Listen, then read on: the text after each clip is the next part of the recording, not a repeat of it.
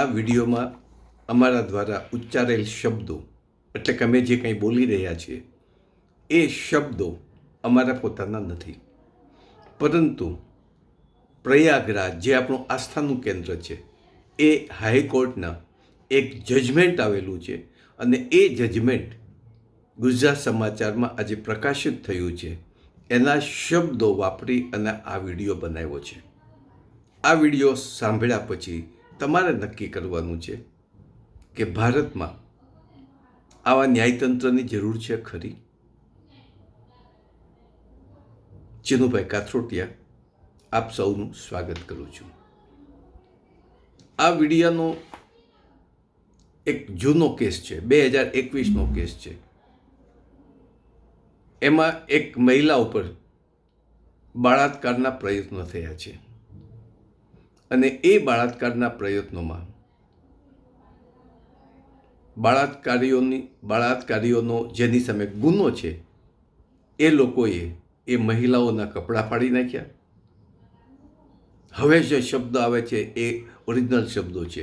એના સ્તન પકડ્યા છે અને એનું પાયજામાનું નાડું પણ તોડી નાખ્યું છે.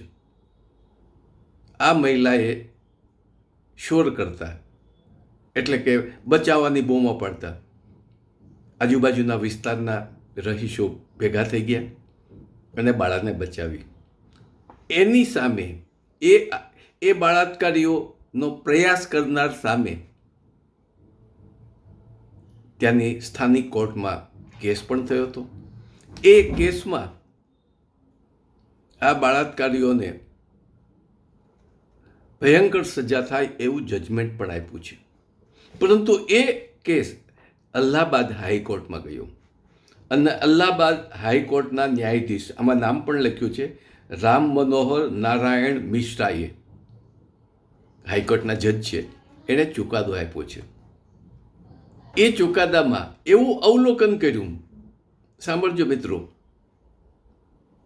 કે કોઈ પણ મહિલાઓના બળાત્કાર માટે પ્રયત્નો કરવા, બળાત્કાર માટેના પ્રયાસો કરવા એ ગંભીર ગુનો નથી. એ ગંભીર ગુનો નથી. એટલે આ હાઈકોર્ટના એમાં જે આપને વાત કરી એ પ્રયત્ન કર્યો હતો, એની ઉપર બળાત્કાર કરવા માટે લોકો ભેગા થઈ ગયા અને મહિલાને છોડાવી. એટલે આ જજ સાહેબે એવું કહ્યું કે જૂની કોર્ટે જે કંઈ સજા કરી હતી એ ગંભીર ગુનાની સજા થઈ છે. પરંતુ હવે શબ્દો વાપરું છું એ જજમેન્ટના શબ્દો છે. ગુનાની તૈયારી અને ગુનાઓ હકીકતમાં ગુનાનો પ્રયત્ન કરવો બંને વચ્ચેનો તફાવત છે. ગુનાની તૈયારી ગુનો કરવા માટે તૈયારી, હવે શું તૈયાર કરી આપણે જોઈએ છીએ, અને હકીકતમાં ગુનાનો પ્રયત્ન કરવો એ તૈયારી, એ ગુનાનો પ્રયત્ન ન ગણાય. આપ જજ સાહેબના કહેવા મુજબ આપણે કોર્ટની જજમેન્ટની ટીકા નથી કરતા, પણ ન્યાય પ્રણાલિકાની વાત કરીએ છીએ કે ગુનાની તૈયારી અને હકીકતમાં ગુનાનો પ્રયત્ન કરો એ બંને વચ્ચે અંતર છે. આ જજ સાહેબને અંતર દેખાડું. હવે શું બન્યું હતું? તો મહિલાના સ્તન પકડવા, એના પાયજામાનું નાડું તોડી નાખવું એ રેપનો પ્રયાસ ન ગણાય. એ રેપનો પ્રયાસ ન ગણાય. નવાઈની વાત લાગે? કોઈ પણ વ્યક્તિ કોઈ પણ મહિલાના કપડાં ફાડી નાખે, સ્તન પકડે, એના પાયજામાનું નાડું તોડી નાખે રેપ કરવા માટે થઈને, તો એ રેપનો પ્રયાસ ન ગણાય. એટલે કે એને માત્ર ગુનાની તૈયારી કરી છે એવો કદાચ શબ્દ વાપર્યો હોય, ગુના કરવાનો પ્રયત્ન કર્યો છે માટે ગુનો નથી થતો. જો ખરેખર એની પર રેપ કર્યો હોત તો જ રેપનો ગુનો ગણાત. આ આપણા ન્યાયાધીશનું જજમેન્ટ છે. તો એટલું કહેવાનું મન થાય છે કે આવા ન્યાયાધીશની બેન દીકરીઓ સામે જો આ પ્રયત્ન થયા હોત તો, બીજાની દીકરી છે એટલે આપણું જજમેન્ટ આપવાની વાત કરે છે, પણ એના ઘરના કુટુંબના સભ્યોની બેન દીકરી ઉપર જો આવો પ્રયાસ થાય તો આ જજ એને રેપ કરવાનો પ્રયત્ન ગણાય નહીં. પ્રયાસ ન ગણાય એવું જજમેન્ટ આપત ખરા? મિત્ર, દુઃખ થાય છે કે આવા જજમેન્ટ સામે લોકોએ અવાજ ઉઠાવવો પડશે. આપણે આવા ન્યાયતંત્રની શું જરૂર છે? આવા ન્યાયાધીશની શું જરૂર છે? જો બળાત્કારીઓનો પ્રયત્ન કરે અને ખરેખર બળાત્કાર કરવા માટે જ એને કપડાં ફાડી નાખ્યા હોય એનું, અને એ પાછા ઘસડી અને પુલ નીચે લઈ ગયા હતા, અને ત્યાં પુલ નીચે ઘસડીને લઈ ગયા, ત્યાં એનું નાડું તોડી નાખ્યું પાયજામા, અને એના સ્તન પકડ્યા. એને રેપનો પ્રયાસ ન કહેવાય એવું આપણા હાઈકોર્ટના જજ સાહેબે જણાવ્યું.